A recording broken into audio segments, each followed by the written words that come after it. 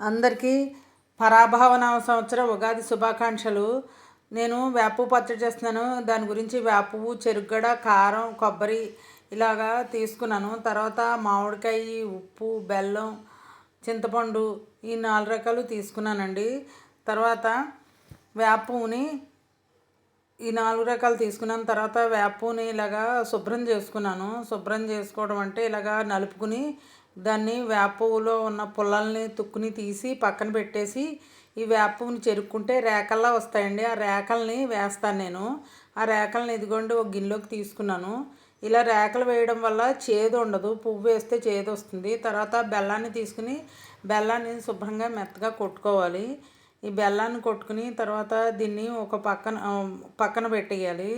తర్వాత వేపు రేకల్ని, ఉప్పుని, కారాన్ని సిద్ధం చేసుకున్నాను. ఈ మూడింటిని మామిడికాయని ముక్కలు కోసుకుని, చెరుగడ ముక్కలు కోసుకుని, కొట్టిన బెల్లాన్ని, కొబ్బరికాయ ముక్కల్ని సిద్ధం చేసుకున్నాను. ఈ 4 రకాలని సిద్ధం చేసుకున్నాను. తర్వాత ఒక కొత్త గిన్నె తీసుకుని ఆ గిన్నెకి పసుపు రాసి బొట్లు పెట్టి దాంట్లో ఈ చింతపండు నానబెట్టుకున్న చింతపండుని పులుసు పిసికి అందులో పోయాలండి.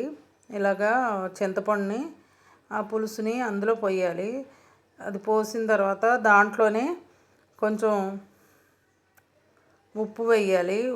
రాళ్ళు ఉప్పు వేయాలి. వేసాను, నేను రాళ్ళు ఉప్పు వేస్తాను. తర్వాత అందులోనే కాస్త కొట్టిన బెల్లం ముక్కలను వేసి ఇలా కలుపుకోవాలి కరిగేదాకా.